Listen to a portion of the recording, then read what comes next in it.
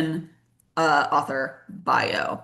And then the week after that, we have our Ask an Editor hour, in which we've got our panel of editors from Tomeworks Editing, and we will be talking about Own Voices, which is the movement for marginalized stories to be told by people who have that experience themselves. So we'll be talking about how you can write diverse characters without stepping on toes, what sort of stories, like where is the line between only writing what you know and being able to have a broader cast of characters in your story. Yay. That so things to look forward to, and then obviously the next weekend is Thanksgiving, so we will all be taking a break to spend some time with family. Yeah.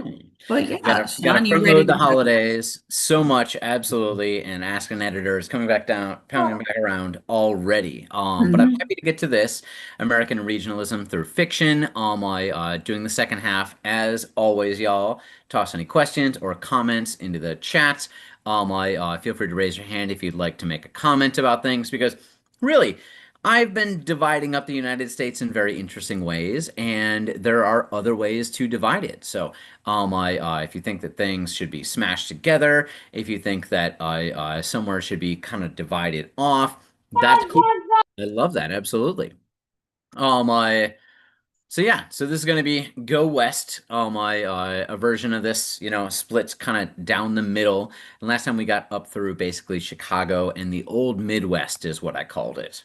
And as we move on forward, the United States is not just this, but looking at it from another country, you might see it as basically that's it. Expensive vacations, that's all Hawaii is.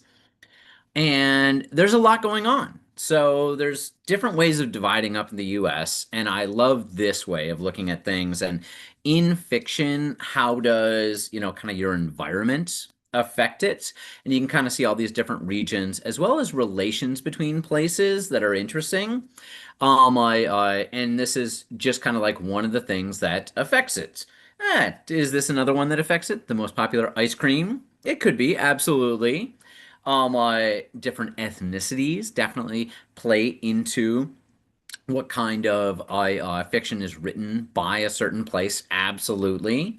We can have other things as well, cultural touchstones, let's say. Here happens to be a map of the baseball teams and the most popular ones in different areas of the country. Padres, unfortunately, just get one county down there in the bottom of California, but most places have much larger ones, and you can have instances like the Yankees being the most popular one in Virginia, Florida, and Montana. That's bizarre, but also they're the most popular team at all, so of course they are. In general, most of my divisions come down to things like this. So here are cultural regions of America.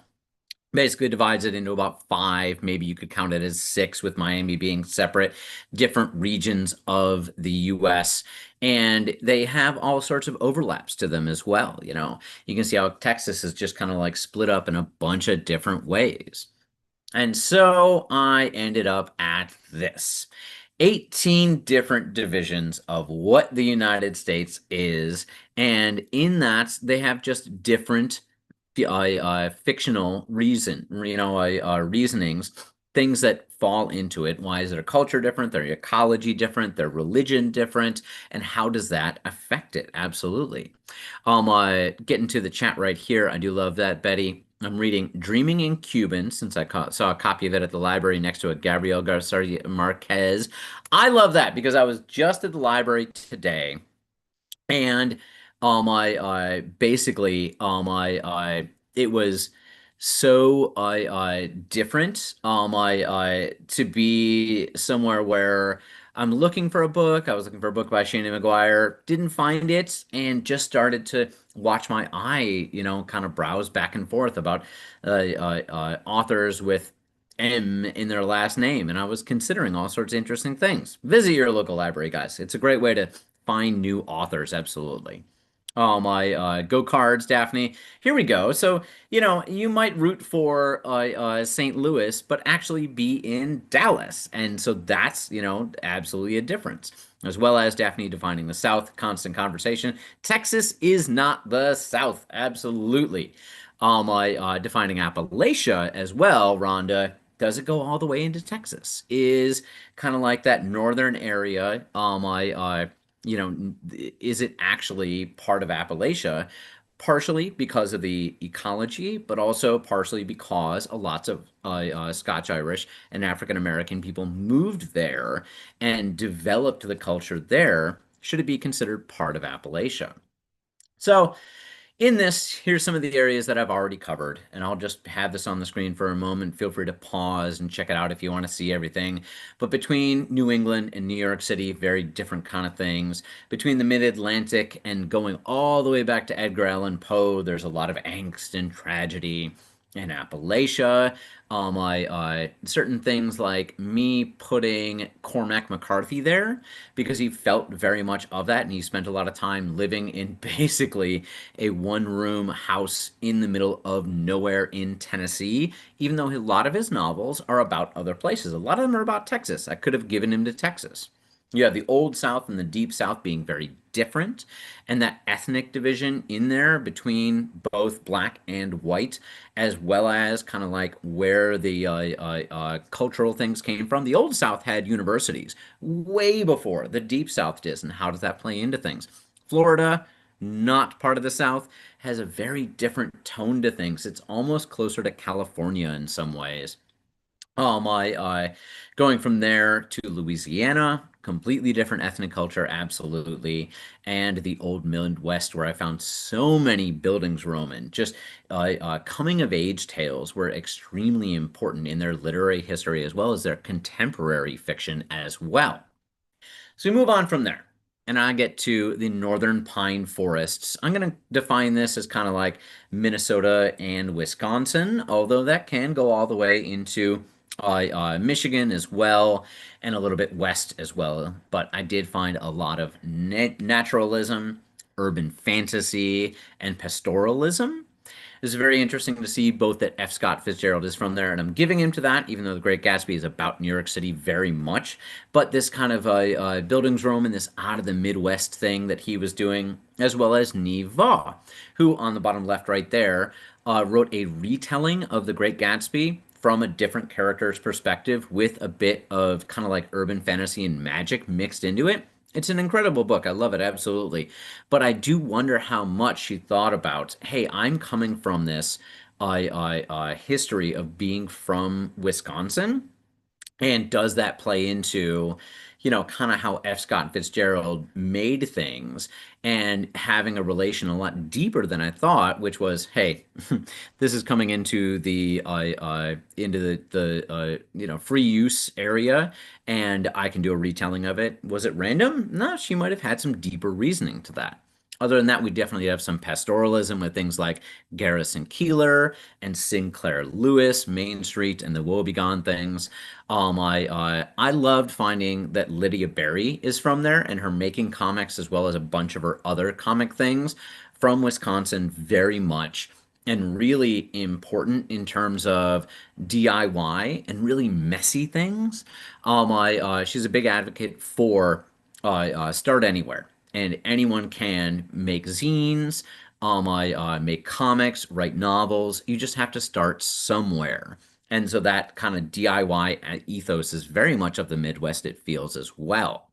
Hat tip as well, anyone in Houston, definitely check out Zine Fest coming up on November 15th. Very cool things, very cool creators will all be out there at the Orange Show. We have Tammy Hwag and Bad Liar. Tammy Hwag does a lot of very paranormal stuff, and I almost wanted to say that there was all this horror coming out of these kind of northern pine forests. I didn't find as many examples as I really wanted to, but I did find some for sure, as well as definitely that urban fantasy, being a thread going through a lot of authors from this area of the country. And Tim Cahill with Road Fever, several other things, is a very much a contributor to National Geographic, as well as a lot of road novels, trip novels, and stuff. And I think that really plays into the Great Plains.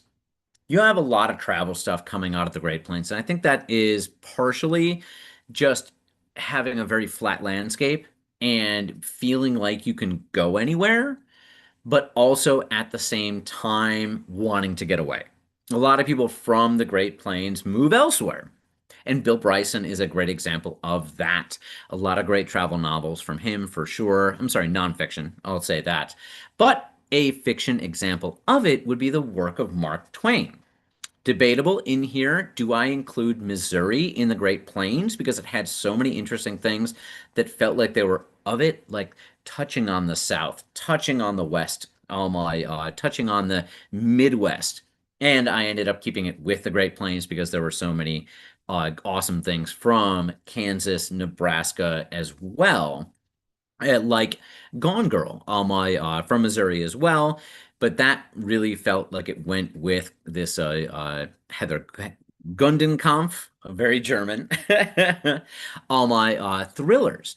And I really wondered if there was a throughfare. I'm gonna have to research it further between kind of the Mid-Atlantic and the Great Plains, and finding all of these different thrillers and wondering if there was an ethnic connection between the majority my German cultures that settled in both places, both Pennsylvania and headed out to the Midwest as well.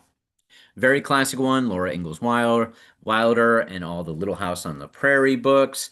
My and Willa Cather with My Antonia. These are kind of Bildungsroman for sure, but it feels much more self-assured.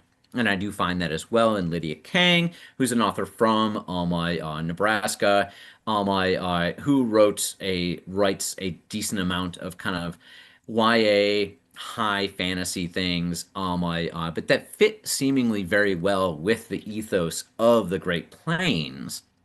And she moved, I believe, from Maryland to the Midwest. And even though very different from, my that German ethnicity that I was talking about, I wonder if this cultural throughfare is there.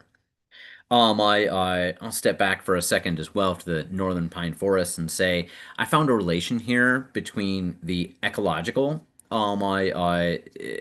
similarities between New England and the northern pine forests of both the pastoralism as well as a bit of the horror. Not exactly gothic here, but similar. And I wondered if that environment of growing up with these deep forests I kind of played into that as well.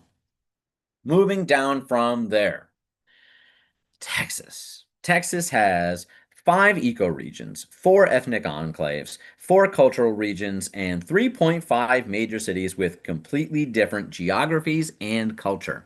How are you going to jam all this together? But I did find a thoroughfare in soul searching, in family sagas, and very much in righteousness.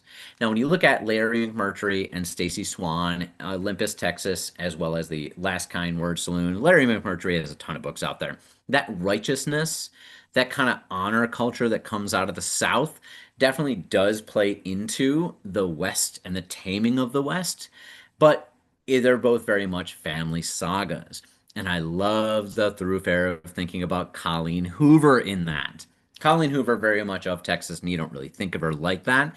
But the way that she plays with my life drama, family drama, definitely seems to have a Texas ethos, as well as in a very different way, Brian Washington and a lot of his books about found family.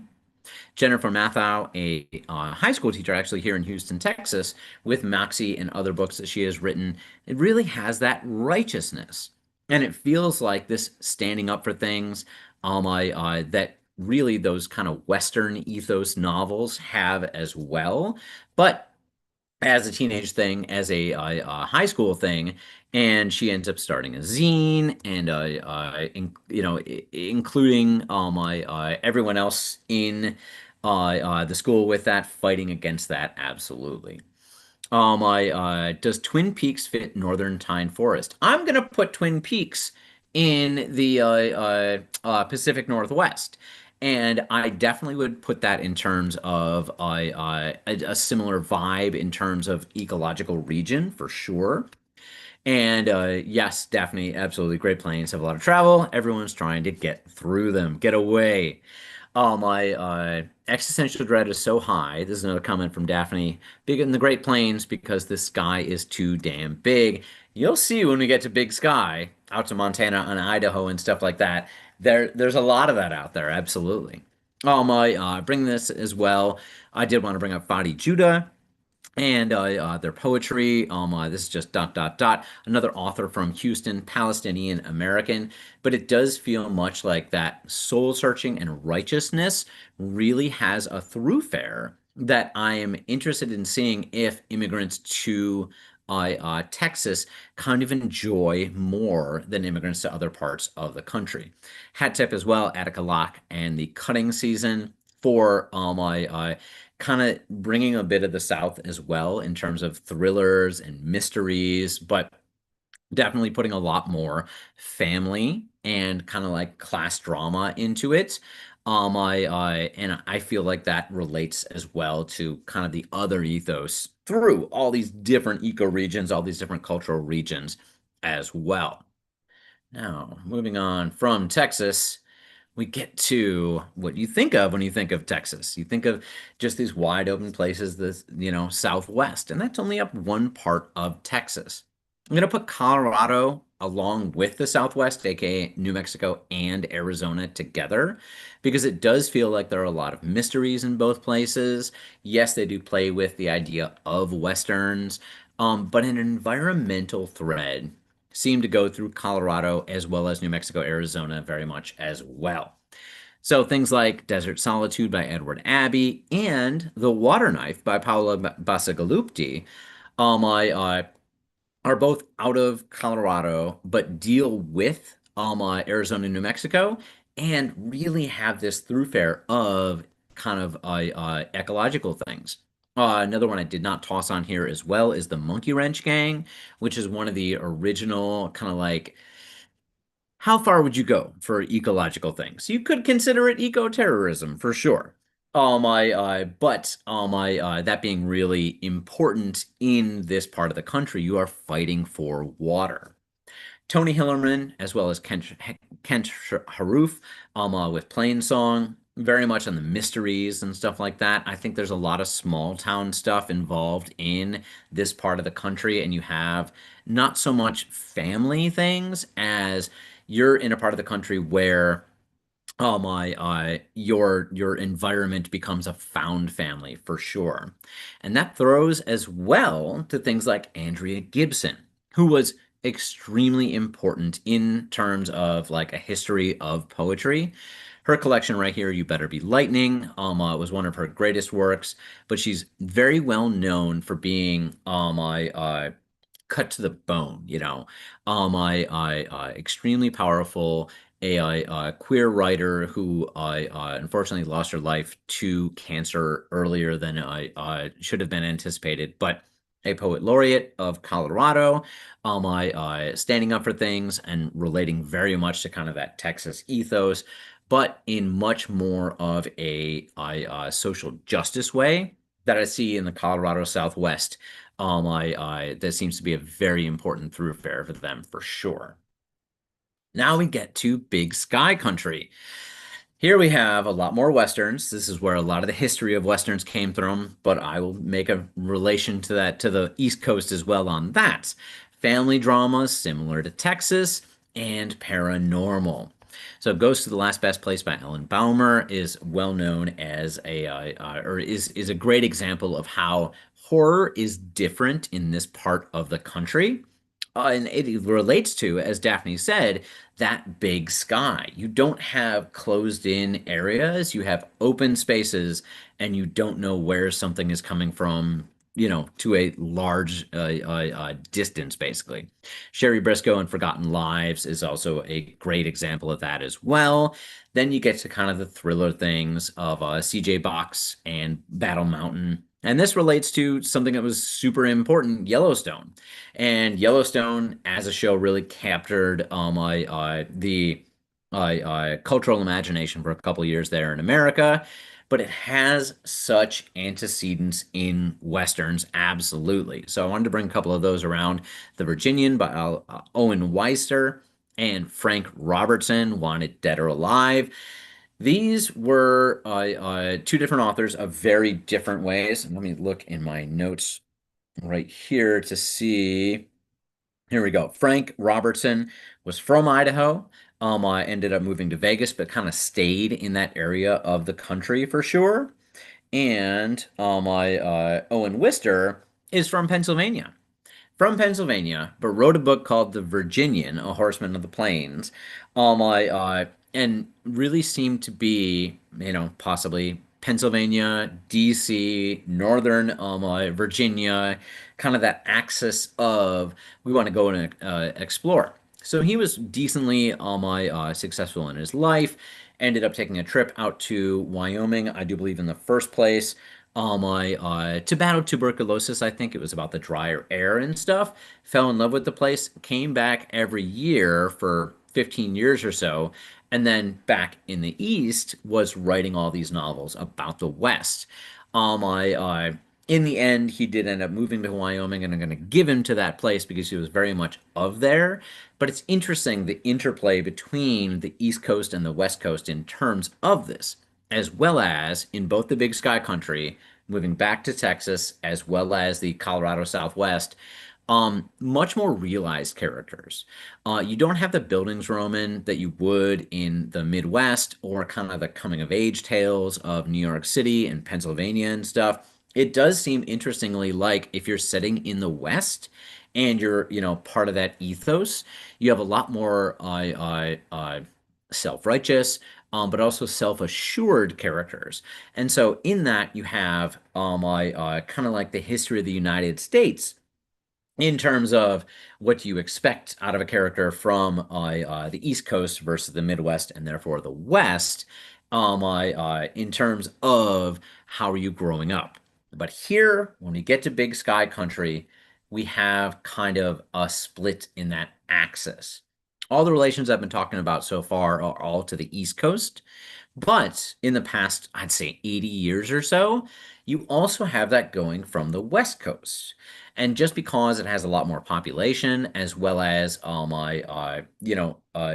what can I say, different vibe to it, California, Pacific Northwest, you have people who moved either from the West in different ways, not only back to the East Coast, but also to California to the West Coast.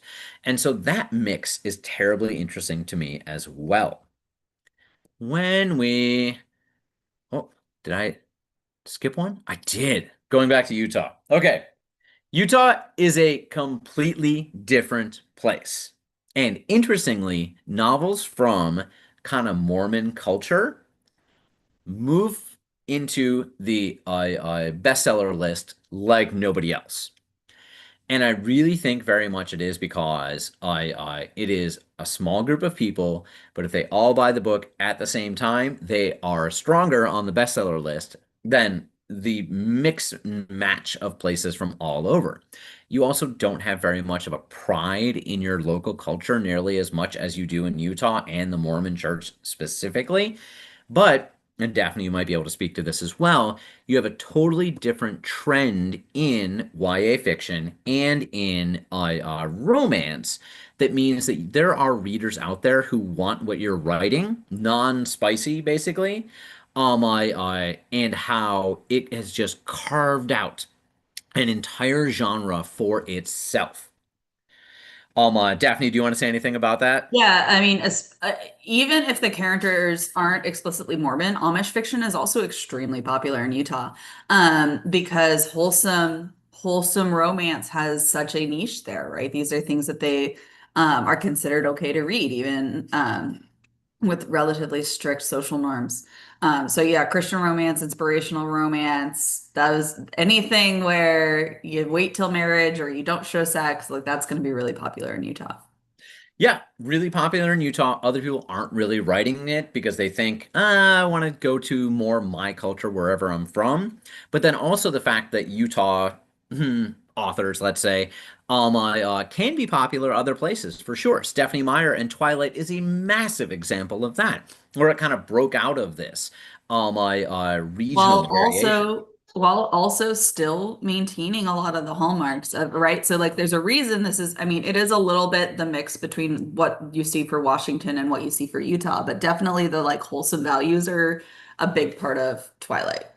For sure, and set in Washington, for sure. That's where that axis starts to change, for sure. Of are you traveling to the East Coast? You have characters who are in this place or another. So just to cite a couple of examples, Richard Paul Evans, and The Walk, big series of ones that he did, as well as Christmas Jars by Jason Wright. Both were self-published novels that ended up getting popular, getting published, and then boom, shot straight to the top of the bestseller list because they had a groundswell of local support. In terms of YA, you can have Shannon Hale in the Princess Academy or Jennifer Nielsen in Words on Fire. These are both YA and in ways that are, let's say, more for children. Because sometimes you have YA that is written, yeah, seventh, eighth grade level, but does have sex or does have violence. And a lot of the fight these days about banning books that are, let's say, targeted towards children is about should you be able to have these things in there? Is this acceptable for kids? These are culturally going to hit that kind of vibe. I and yet still be lumped in with things that do include sex and violence. Absolutely. My Ali Condi, another one that kind of broke out in terms of, if not romance, kind of like women's fiction. It doesn't have to have that my happy ending, by opening up the genre like that. And I want to tell a little story about the Fabulous Five, which I so love. Most people growing up in the 90s, the 2000s knew, Sweet Valley High, right? Maybe Babysitter's Club. Well, turns out in Utah, there's a completely different one called the Fabulous Five. And I know somebody who was not Mormon who grew up in Utah and had read, let's say, six or seven of these Fabulous Five novels and then moved to Texas and went to the library and said, "Do you have this?" And they're like, "I don't know what you're talking about. Like, it's not even in our system." But massively popular and hitting that same genre, but just as kind of a parallel way of doing things. I do want to relate Utah as well to the Deep South and Black romance. Because there were a lot of Black romance authors writing from the Deep South. That kind of include Texas, Florida, and kind of the Old South as well. But they built up a genre of readership that was separate from what everybody else is doing. There are breakouts in that case that end up, getting to the rest of culture. And especially this was a thing when romance was segregated back up until the 60s and 70s when things started changing. But because they had a completely separate way of getting to readers, they had just a completely, different imprint, different companies and stuff like that. And it is terribly interesting to me to see, okay, these two things, even though culturally they're very different, both were kind of like shoehorned into this and created stars in their own genre by having just kind of a concentrated amount of people that are reading things that all want the same kind of thing. They support their own, absolutely. So, getting to Big Sky, and as I said, then we move on to the West Coast for sure. Let's start at the bottom right here with Southern Cali. And there are so many people living there.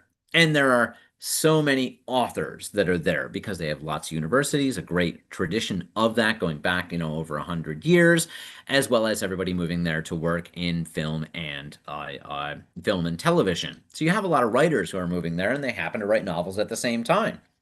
Going back all the way to The Day of the Locust by Nathaniel West and Walter Mosley's Devil in a Blue Dress noir started here, even though you might think of it as rainy and dark and maybe more related to like Chicago streets. That's from Los Angeles.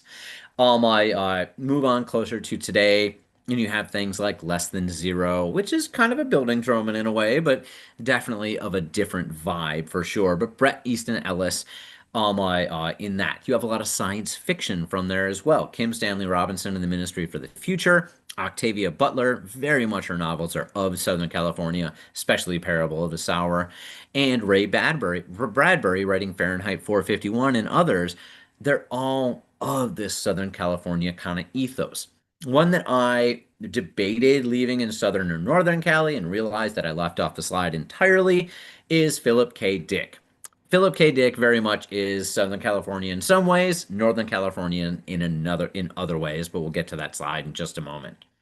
Charles Yu, Interior Chinatown, very much breaking down the idea of what is science fiction, as well as the idea of My what is a play? What is television? What is a character?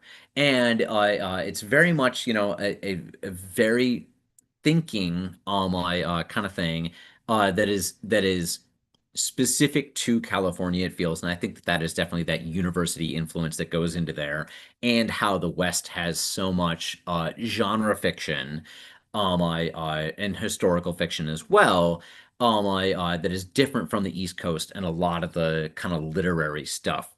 Also have a lot of romances coming out of here for sure, set there, written by authors from there. A couple of examples here. So We Meet Again by Suzanne Park and Abby Waxman's The Bookish Life of Nina Hill.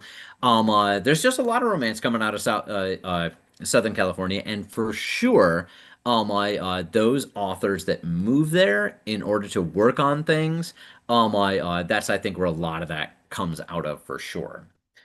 Move up a little bit. This is San Francisco coded for sure. Northern California does, of course, include piney forest up top. Um, uh,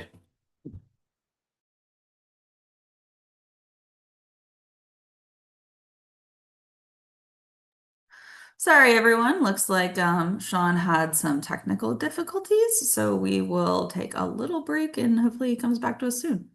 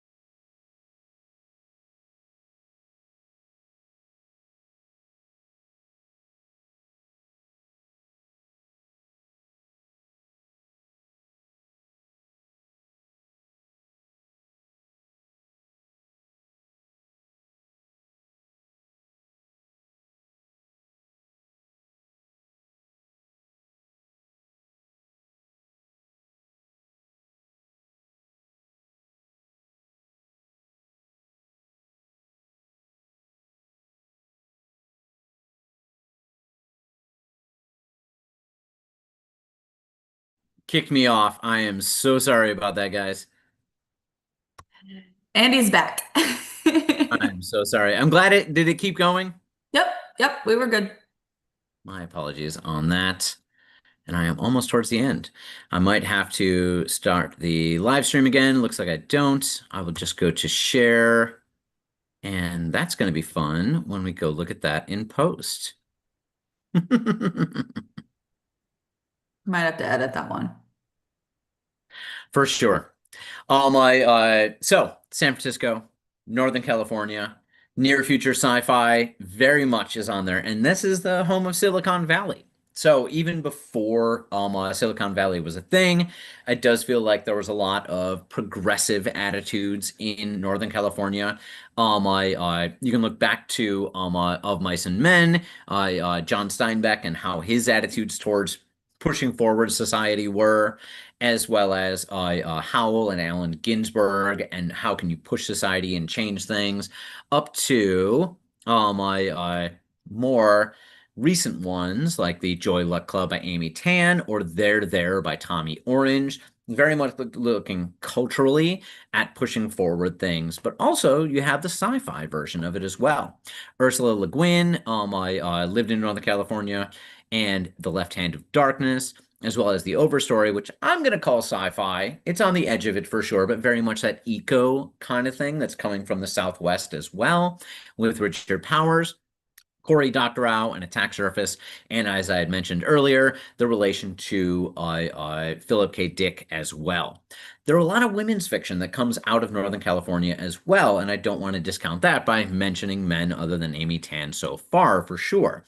Anne Lamott, Armistead Maupin, and Vendela Vida, among many other very popular authors from Northern California that really kind of worked in showing a very personal experience and different than kind of that Texas and Southern ethos of family oriented stuff that is written by women. Think pieces for sure. My Northern California, in addition to kind of like looking to the future, very much is about kind of that overstudied New York City competing coast kind of thing as well. A heartbreaking work of staggering genius and other of David Edgar's books, as well as several different ones, authors that are from there that wrote very popular and well-respected literary fiction that kind of pushes forward with the idea of what does fiction really look like. We come past that and back down to the genre way in the Pacific Northwest.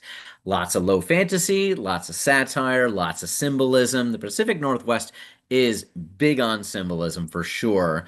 Legends and Lattes, Travis Baldree. It feels like it's from there, even though you don't have directly. That's because she runs a Starbucks. Mm-hmm. But, it's like the environment, when you walk outside and then you're writing a book, is it going to be raining today? If you're in the Pacific Northwest, it very well may be for sure. All my Trout Fishing in America by Richard Brannigan and Where'd You Go Bernadette by Maria Semple are kind of these examples of a light-hearted my literary fiction. It toes the edge of a bunch of different things. It's not always set in there, but my the Pacific Northwest does seem to give an attitude of fun to a lot of the work that authors create coming out of there. Chuck Palahniuk, very much into the satire for sure. Tom Robbins, absolutely as well. Tom Robbins, another example of those. Are they of the Pacific Northwest? Should I give them to kind of like the West, where he grew up? And I think it's very much of the Pacific Northwest. Shannon McGuire, very much as well. You do have Debbie McCumber, super important. And there are romance authors and women's fiction authors from all over the country that very much use their place in the world as a character very extremely well for sure. Last note up here as well, Ken Kesey and Sometimes a Great Notion, as well as Beverly Cleary is from the Pacific Northwest, and that fun, oh my, really comes through in that, even though, that's kids' books for sure. But it's like touching on real things that you have to deal with in life, as well as putting a lot of fun into it as well. So that is my history with a slight hiccup for sure in there. My of the United States and all these different places for sure. You have the environment that you're writing in affecting how you are able to write. You're having the attitudes from your culture, from your religion, from your ethnicity that are playing into kind of usually subconsciously what you're seeing and how the lens that you're looking at the world through. And so I found it very interesting to think about this. And as I said in the first American regionalism, I really like the idea of looking at this and looking at this now at a time when our country is kind of having some hiccups, kind of having some real disputes and real questions about what its identity is. And I love the idea of creatives, progressives, looking at the United States and being like, no, no, no, this is ours. A patriotism that is different than what is being broadcast as patriotism right now. And I think in these regionalisms, we can kind of find some of that ethos where we're able to identify with the United States as an entity that is very important and a way to fight back against people who are saying, this is not your country, to large amounts of people who live here and are from here for sure. I don't even know where you would get this data from, but it'd be super interesting to see the data about where things were written and where things were read, right? Because you talked about that those books that were written by local authors in Utah and got such a giant following that they ended up being picked up elsewhere, as well as like typically fiction written by local authors or about local stuff gets a lot of push from local bookstores, right? Because people, I went to Galveston and I picked up a book of Galveston ghost stories because it's something for, it's a little bit of a memento as well. And so it would be interesting though to see if do people from the East Coast read books that are written by people from the West Coast as like an escapism, or are they really just looking for things that are like in their area? But like I said, I I have love the no idea idea of where you'd even get that data. I love the idea of Westerns being a genre invented for the East Coast. And there were some of the earliest authors who were from the East Coast who would travel there and write about it and write characters and, make things up just by being tourists, basically. But then it kind of grew into its own as authors who were from there. When they had more education opportunities and could become authors, they kind of took over from those tourists that were doing that. But still, a lot of Westerns are read by people from the Northeast because they want to see that. This is a bit of escapism for sure. And I would love to see that data as well, especially going back historically, For and sure. how those trends have changed over time. Who reads paranormal? Is it people that are living in spooky places, or is it people that live elsewhere? Absolutely. Right. Who reads Yeah. satire? Is it people who live in places where you're culturally funny, or people that don't get that in their daily lives? Or is it specifically in university towns? You never know.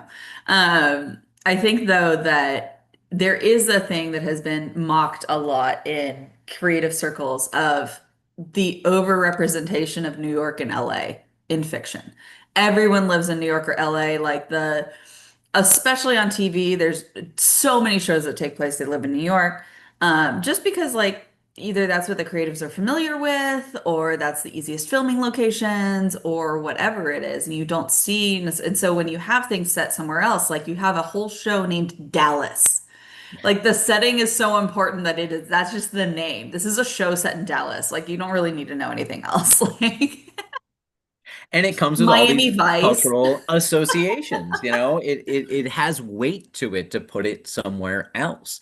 But I think in that case as well, the agents and the people who are making decisions are living in those places as well, so they're more familiar with it. They understand it versus someone writing in Minnesota or in Oklahoma and trying to pitch to someone on one of the coasts for sure. And I That think might be, that's a good point because that speaks to know where you're going to be setting your place, right? So I'm a huge advocate of you can't just set something in a generic city. You need to know more about it. You don't have to set it in a real city, but it does have to be somewhere. And if you are going to set it in a real city, make sure that you know exactly what you're talking about. Because if you set something in St. Louis and people in St. Louis are going to buy it because it's set in St. Louis, and if you don't know what you're talking about, if you if you think that the arch is actually crossing over the river, then you're going to get such a backlash. For sure. And on top of that, what am I thinking? I wanted to look up getting things wrong, where are the different places where these have happened and it does not go very well. I getting those things wrong. I really wonder. The one example that I could come up with was the Mm, I'm gonna forget it. It was an Oprah Book Club one. It was Mm. highly lambasted about the Irish/Puerto Rican woman from New York City who decided to write a kind of thriller, let's get across the border novel about a Mexican family. and I am blanking on it, but it was very much, kind of like a poverty porn in some ways. And that's a problem for being a tourist or just reading news stories about a place and not being able to actually experience it for sure. Yeah. And no, I'm not necessarily advocating you only write books that are, where you're currently living, but I took a little vacation to Branson, Missouri, because I set a story there and I wanted to make sure the police station was where I thought it was. And Google Maps will take you a long way. The other thing I will recommend is watching the local news stations because you want to know what they call their highways because they don't call them what they're labeled on the map. Like in Houston specifically, there's Highway 59. 59 is the local highway. It is Interstate 69, but nobody calls it that. No one calls it that. You have Mopac in Austin, which is like Highway 1 or something like that. But watch your local traffic because they're gonna tell you what you call roads. Heck yeah. I'm going to toss into the chat a link to the first half as well in case somebody wants to see the east of the Mississippi version as well. For And if sure. anybody has any thoughts on things, Rhonda, that was very nice the last time we did this when we were talking about what the definition of Appalachia is, as well as the characteristics of there, because I know you're writing and you are there, absolutely. Ryan and Betty, I know you guys are in Houston, and for sure, Houston is different. Houston is different than Texas. It has some things to do with the South. It has some things that are individual and of its own. And so I was very happy to include Fadi Judah and Brian Washington on there because I was like, these are authors that are from here that really get Houston, I would say. Yeah, definitely. Reducing Texas to just Westerns is disingenuous. Houston, Austin, San Antonio, and Dallas all have their own flavors. I would say Dallas is a little more South, maybe deep South kind of feel than Houston ever was, because Houston had such a big international feel to it. And San Antonio definitely has a lot in common with, Mexico and the southern United States, or the Southwest United States in that sense. Um, Not even getting into, El Paso. But, they have their own things. Texas is big. I don't want you to subdivide Texas because there's definitely similarities. Um, but yeah, it's not nothing is ever a monolith. I loved I was just reading my gonna look around and try and find it. My Outliers by Malcolm Gladwell. And he did an experiment with Southerners and non-Southerners, Northerners, Midwesterners, Yankees. Yankees. But Midwesterners, they're not really Yankees. No, they're not. They had them do a little quiz, and they were supposed to walk down a hallway and hand it over to someone. And someone in the hallway would kind of like shoulder bump them just a little bit, and that would be kind of a trigger. And then they would hand over the paper, and as they were walking back, someone with a large object would be trying to get by them in the hallway. And as they were passing and getting like a little uncomfortable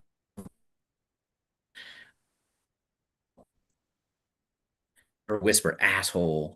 And the uh, the Yankees and the Midwesterners would be immediately angry and then get over it. And the Southerners would burn with anger after that. And it was very interesting that he related it to an honor culture that goes all the way back to Scotland and the Scotch Irish who settled in Appalachia and the Old South, and kind of how this has hundreds and hundreds of years later turned into something where in the South and in Appalachia, there are much higher personal crimes, murders, stabbings, stuff like that, and much lower property crimes, the theft, breaking and entering, stuff like that. And it's like these weird trends that really you never really think about where it comes from. And I think that comes through in a lot of fiction for sure. You swallow all that anger and you push it down deep, deep inside, and then you die of heart failure at 55. That's what Southerners do. So true. So true.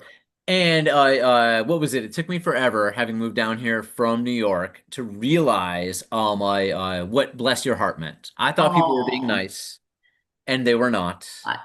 You translated that into Yankee, and it is a swear word.